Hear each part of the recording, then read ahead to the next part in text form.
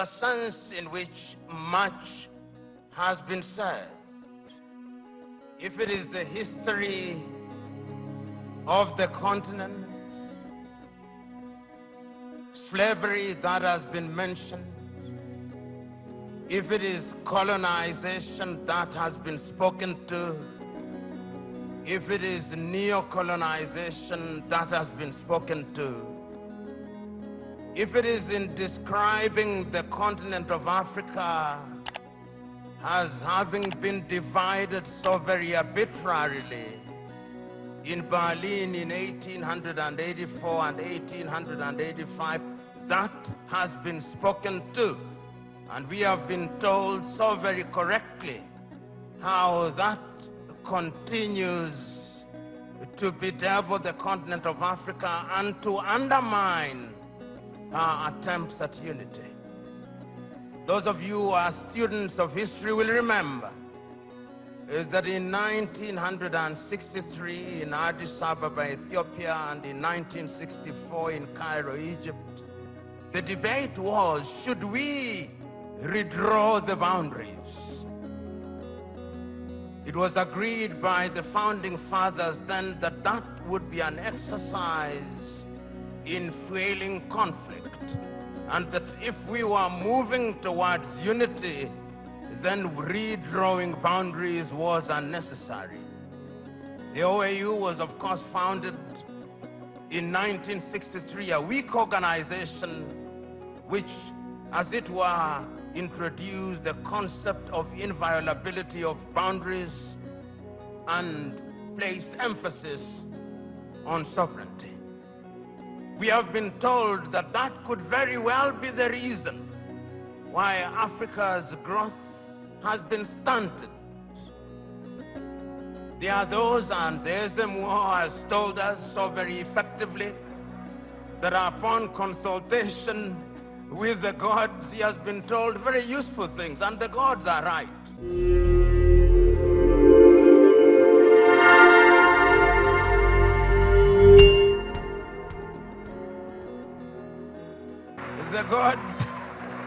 The gods are right in saying that we have suffered in many ways and continue to do so, and that therefore the post-independence African country or countries are bedeviled by many things. That could be a reason. It has also been said that part of the reason why we have not realized our potential is because we make the wrong choices. And that could very well be true. And my brother who spoke about choices so very well told us that it all rests on the choices that you make. And you who are Christians will remember that at critical moments, even in the Christian tradition, it has always been a question of choices. If you read the book of 1 Kings at chapter 18, when there is conflict in that little place called Israel, Elijah summons them and says, choose you now.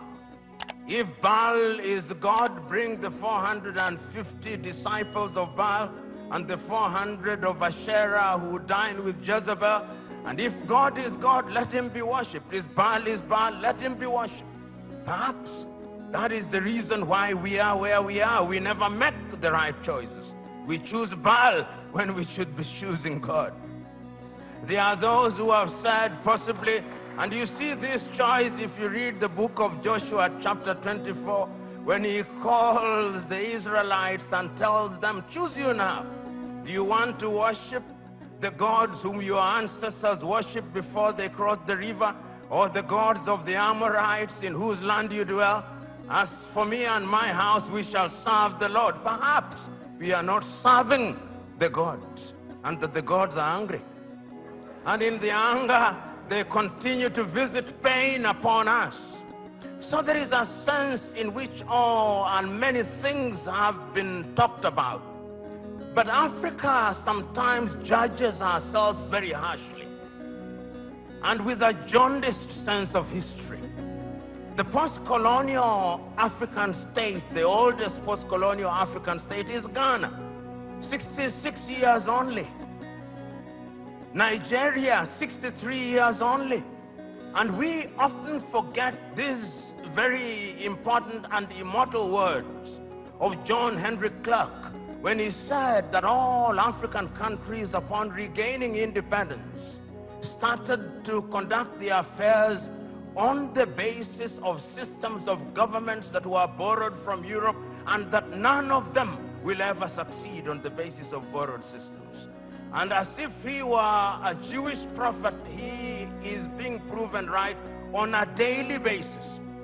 Because whenever we in the African countries think that we have identified the problem and that we have identified the antidote, when we apply the antidote, new wounds appear.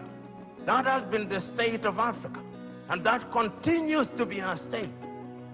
And therefore, when we judge Africa, we must ask ourselves, from whose lens are we judging Africa? When in 1965, the Osagyefo Kwame Nkrumah wrote the book Neo-Colonialism, the Last Stage of Imperialism, and the Most Dangerous, he was right, and he was overthrown for it, because the colonizer left but never left. And if you have any doubt, see what is happening in Niger, in Guinea, in Burkina Faso, in Mali. They are alive and well. And Africa remains the only continent in the world that is still referred to as Francophone, Anglophone, Lusophone, and now we are beginning to even call it Russophone and Sinophone and Indophone.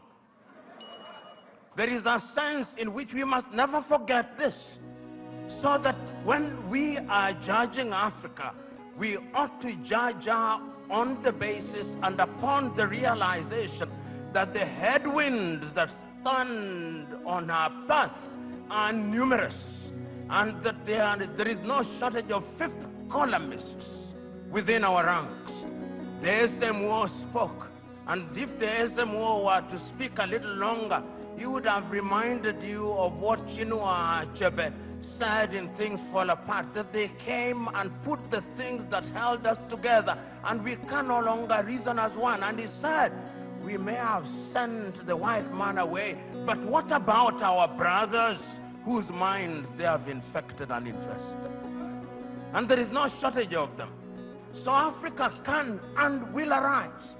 And if you look at the continent of Africa, she has always been conscious of the need to do right things. And if you look at the continent since 1963, and I can remember this so very vividly, I can remember Kwame Nkrumah in 1957 on the 6th of March saying, the freedom of Ghana means nothing if the rest of Africa is not free. He says the same thing in 1958. He repeats the same thing in 1960 in Casablanca, Morocco. He repeats it again on 25th of May, 1963 in Addis Ababa, Ethiopia, where he tells the 32 heads of states gathered there, we must live here with one army. We must live here with one currency. We must live here with one foreign policy coordinated. And I even suggest that we can have a capital, and I suggest Bangui in Central African Republic because it is the most central. But we listen to him not. After that, of course, we have had our gains. Under the aegis of the OAU, Africa was able to eliminate apartheid South Africa. Under the aegis of the OAU, Africa was able to chase away the Portuguese in Cabo Verde, in Angola, in Mozambique, in Guinea-Bissau. Under the aegis of the OAU, Africa was able to chase away the apartheid regime in what is now Namibia and the Ian Smith regime in what is now Zimbabwe. Let us not judge ourselves too harshly. We have made our mistakes, but sometimes it is proper, as my sister said, that we see half full glass rather than half empty. We must not debilitate ourselves by constantly bashing ourselves and looking at Africa from jaundiced eyes from Europe and America. And I'm suggesting to you, we have and will continue to make our mistakes. Look at Africa and the decision that she has made for herself over the years. As early as 1980, Africans sitting here in Lagos, Nigeria, came up with the Lagos Plan of Action. And the Lagos Plan of Action told Africa, in order for Africa to realize our potential, we must trade amongst ourselves. But the neo-colonizer was not resting. A little earlier, 5 years earlier, the neo-colonizers had sat down in Lomé, in Togo, not too far from here, and came up with an agreement of African and European and Pacific countries. And when that did not work, they sat again in Cotonou here in Benin and came up with the Cotonou Agreement. They are never resting. We must never forget that. The neo-colonialist is alive and well, and is always trying to frustrate what we do, because Africa is their hunting ground. And we did not stop there. When we are doing things, you tell me what Africa has not tried to do. In terms of the airspace, we agreed in Yamoussoukro, in La Côte d'Ivoire, that we will open our airspaces in 1988.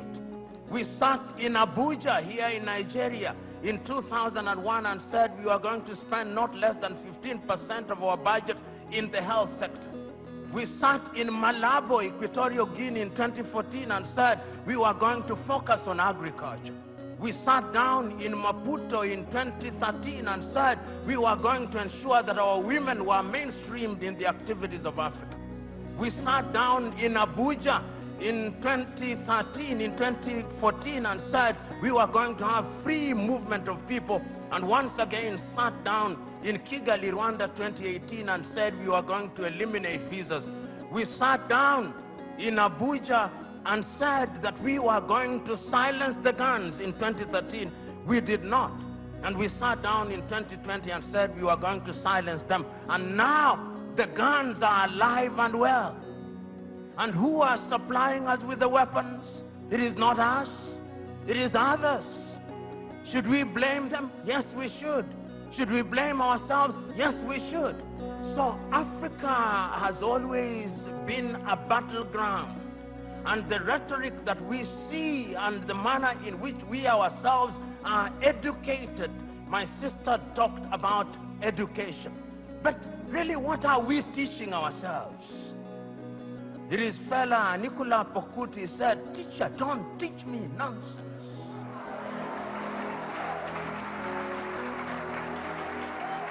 And I'm suggesting to us that most of us, including most of us who are here, we are so very thoroughly miseducated that what we must do is to unlearn the burden that we have in our mind.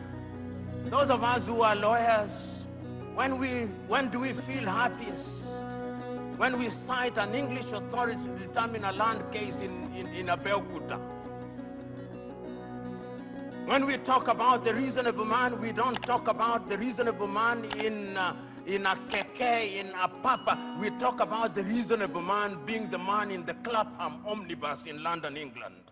That is how miseducated we are. And until we are re-educated, we who are present here are part of the danger to Africa. Because even in our unguarded moments, I went several years ago to the university at Harvard and talking to students, and one of them said that Harvard was the best school in law, in teaching of law. I said, whose law? Nigerian law? Ugandan law? Zimbabwean law? They can only be best in teaching their law, not ours. And I've seen we who are in this space of education, somebody spends 6 years at Unilag, and when they go to Harvard or Stanford for 3 weeks for a short course where they spend most of the time taking tea, he comes back and says, an alumni of Harvard.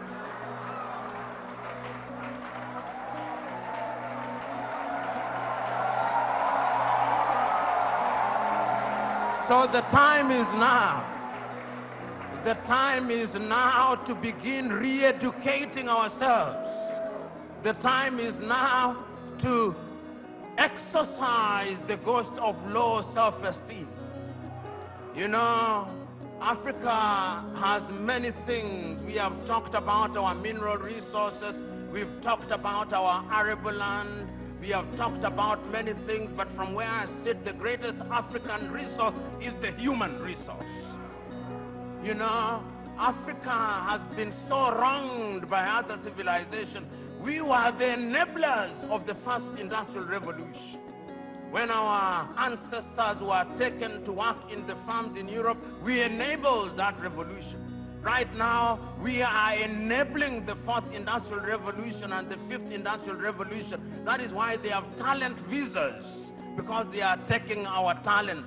If it is not nurses, it is our IT gurus. If it is not our IT gurus, it is our engineers. And we are gleefully letting them away.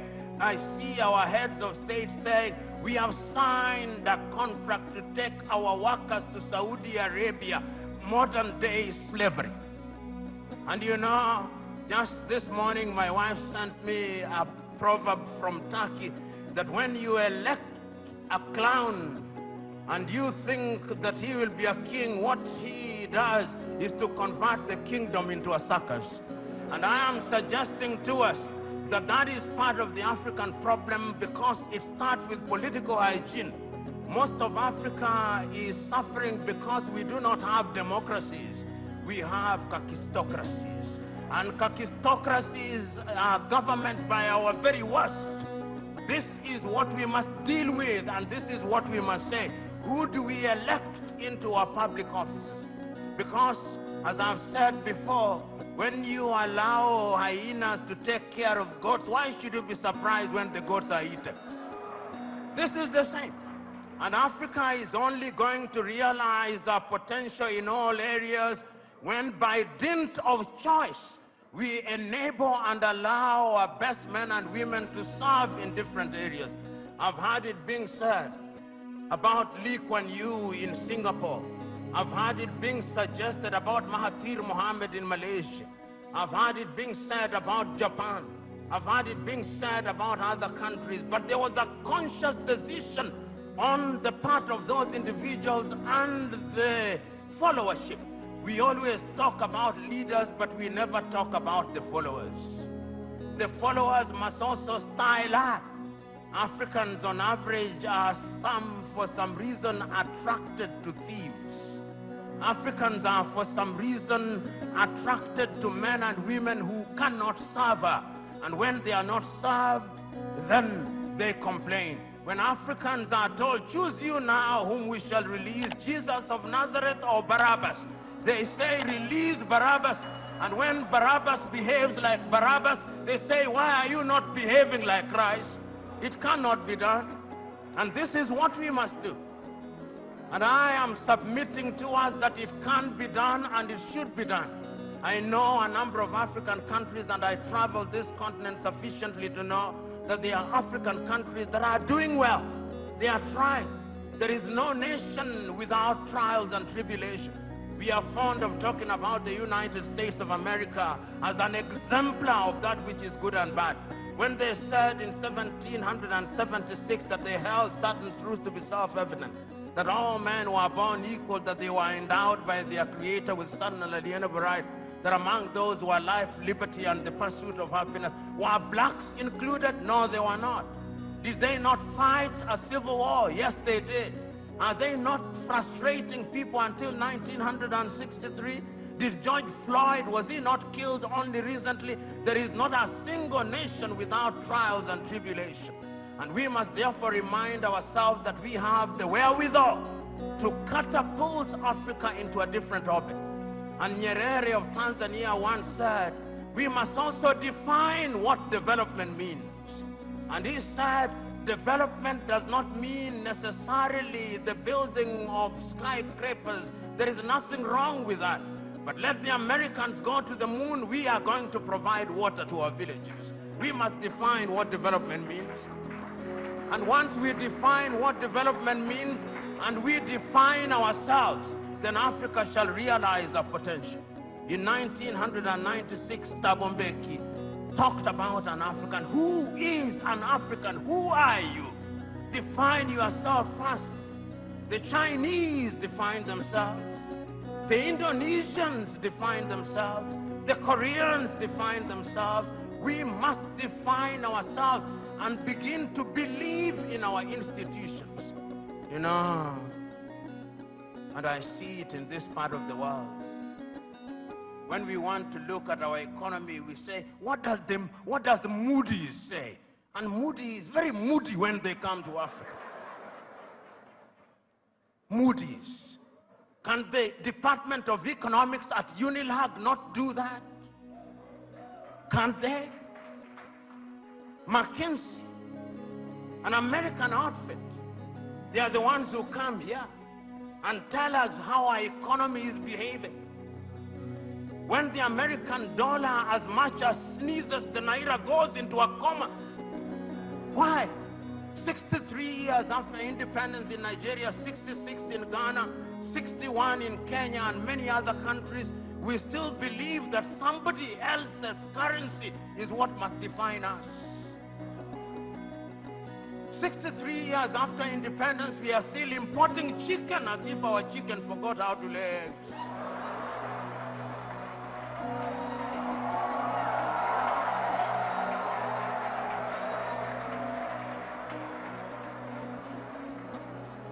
The time is now for Africa to ask fundamental questions.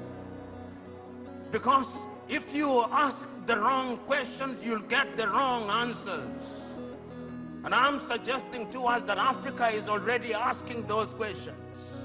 You know, in the year 2013, African heads of states and government sat in Addis Ababa, Ethiopia. That was during the chairmanship of South Africa's Nkosazana and Dlamini Zuma. And they decided that we can no longer continue to live in this muck and mire. Africa must know progress. And they came up with Africa Agenda 2063. My sister spoke to it so very ably and eloquently and passionately. What we don't say is that during that week, Nkosazana and Dlamini Zuma wrote an apology letter to Kwame Nkrumah, telling Kwame, we apologize. What we are doing now, you saw in 1963. A house divided against itself cannot stand. Now we are living through Africa Agenda 2063. We are living through the Sustainable Development Goals.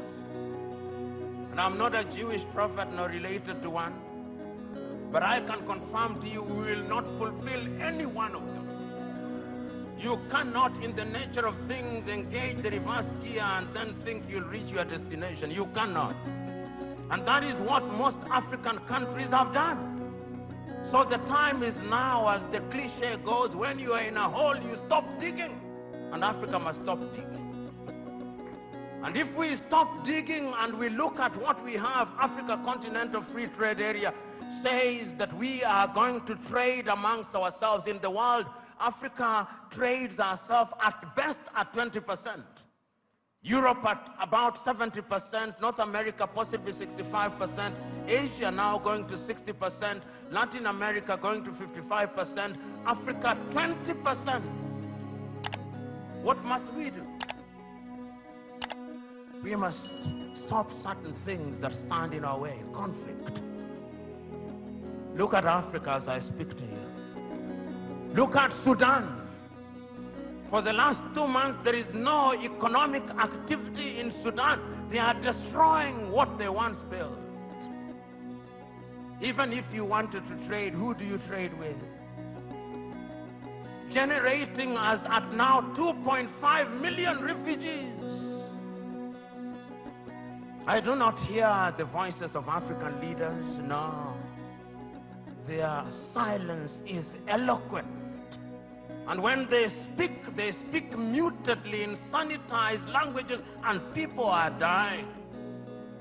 children who ought to be vaccinated in Sudan are not getting vaccinated. Here in your neighborhood in Cameroon, children have not gone to school for the last many years. Conflict. In northern Mali, the country is divided de facto into two. In the Democratic Republic of Congo, 120 armed groups, yet it is the busiest airspace in the continent of Africa. Minerals are being taken away to Europe and America. Central African Republic, the same. Libya, the same. Several months ago, I wrote to the chair of the African Union and all African heads of states and said, convene a meeting with only one agenda item. What can we do to save Africa from this slide? Only 4 replied.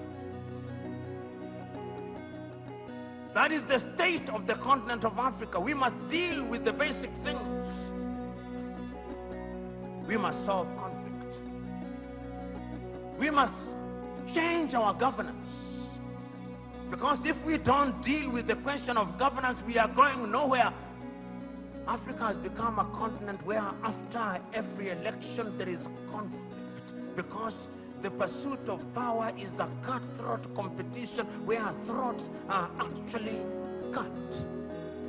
When the SMO was here and he consulted the oracles, he discovered that we have a problem in that direction. And that the sooner we resolve that, the safer we will be. Africa can rise and Africa will rise. But it's not going to rise by prayer and fasting.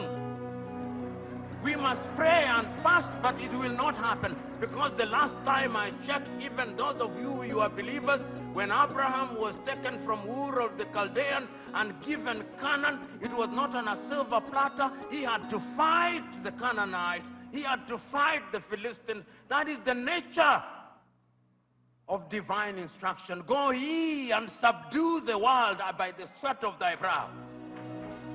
The kitchen where they make manna was closed.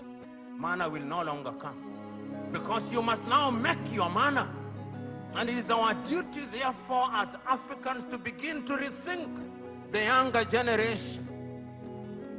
You know, there is a saying in Chichewa in Malawi that more precious than our children are our children's children. So when we are doing these things, we must remind ourselves that we are doing for this generation and generations yet to be born. When my good sister was speaking, she started in 1969 about the education. We were alive.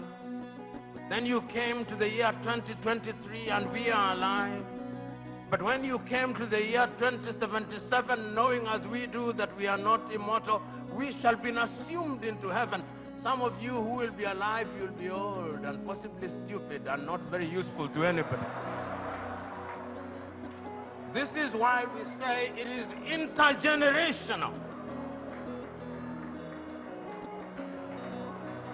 So, brethren, what we must now do is to ask ourselves, then what do we do? Beyond the rhetoric, what do we do? And what is beautiful in Africa now, not only in the continent of Africa, is that there is a consciousness. You know, I'm in a church setting, and sometimes it is good to remind you, for those of you who believe and believe rightly, even in the Bible, sometimes those who are saying the right things think that they are the only ones, thinking in silo. You remember Elijah going and saying, but Lord, I'm the only one who has not bowed to Baal. He was told, no, there are 7,000 others. And as I travel across Africa, there are 7,000 others. Today I've seen many of them. Today I've had the honor and privilege of listening to many of them. One enlightened more than the other. One more passionate than the other, talking about what we can do. And talking about the place of Nigeria in that space. Times without number. I've talked about Nigeria and reminded Nigerians that the day you become great that is the day Africa becomes great. When I hear Nigeria economists and politicians telling me that the GDP of Nigeria is 500 billion United States dollars, and that therefore it is the biggest economy in the world, I am reminded of the words of Yoweri Kaguta Museveni, my friend, when he says, in a debate between dwarfs, what is the value of one dwarf saying I'm taller than the other dwarfs?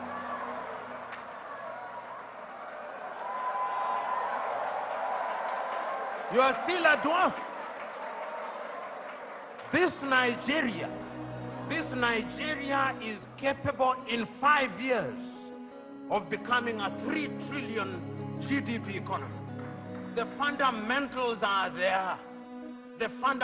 Talk of human resource. And I think it is my sister, you go to anywhere in the world, tell me, engineering, artificial intelligence, space, Nigerians. The saying goes, if you go to any part of the world and you do not find a Nigerian, run away from there. Because there is nothing to be done there. It is these Nigerians who will move the country. I keep on reminding my Nigerian friends, you say you are 220 million. No, you are not. I suspect you are 300 million. And if my suspicion is correct, you owe this region and this continent the talent. You know, when people talk about instability in Nigeria, I ask them, can you handle refugees from Nigeria? Can you? You cannot. They'll overwhelm the entire West Africa. So it is in Africans' need, genuine desire, that Nigeria remains great and becomes great. All the ingredients are there. Writing in 1983, Chinua Achebe, in his book, The Trouble with Nigeria, said that it is simply and squarely a problem of leadership. That is an African problem, and I also want to say it is also a problem of followership. Before the Ezemwe started speaking, he talked about what is expected of him in the village. When you are appointed into a public office in Africa, they actually expect you to be a thief. And if you don't steal, they say you are not wise. So in the minds of many people in Africa, Abuja and Lagos are hunting grounds where they send their sons and daughters to steal, to take antelopes, which they share in the village.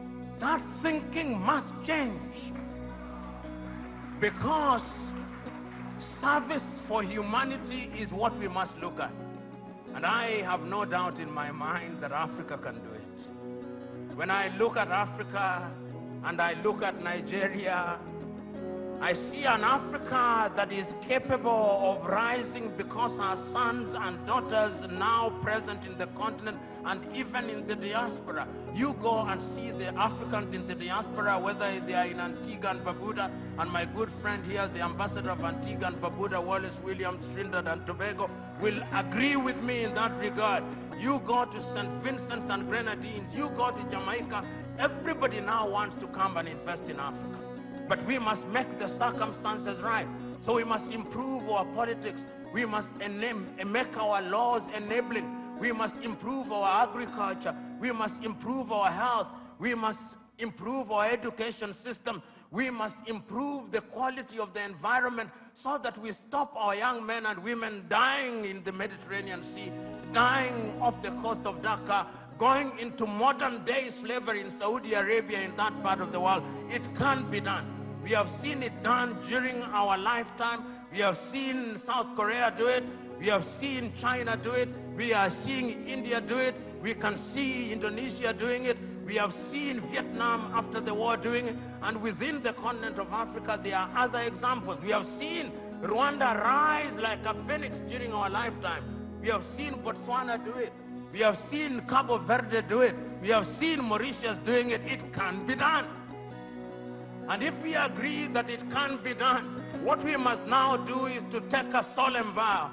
And that solemn vow must come from these words spoken by Julius Kambarage Nyerere on the 6th day of March 1997 in Accra, Ghana, when he was called upon to be the guest on the 40th anniversary of Ghana's independence. This is what he said, and I say this, then I shut up and sit down.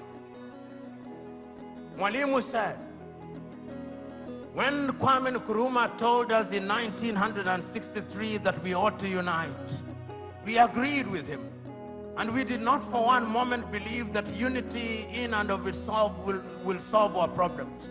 What we believe that unity will make our voices as Africans to be respected, because the rest of the world is not bothered about our Ghanaianness or our Tanzanianness. He did not say this, but I'm adding, but our Nigerianness or Ugandanness. The rest of the world only knows about Africa. The time is now. Our generation fought the colonialists and brought what we thought was independence, but they gave us the crown without the jewels. But of all the sins that we have committed, there is a single sin that we must never commit: the sin of giving up, the sin of despair. And each one of us must remember that we have a role to play. We have a role to play, because if the ocean is to exist, the droplets must be good. If the forest is to exist, the trees must be good. Play your part and let the results be the testimony of your efforts. God bless you.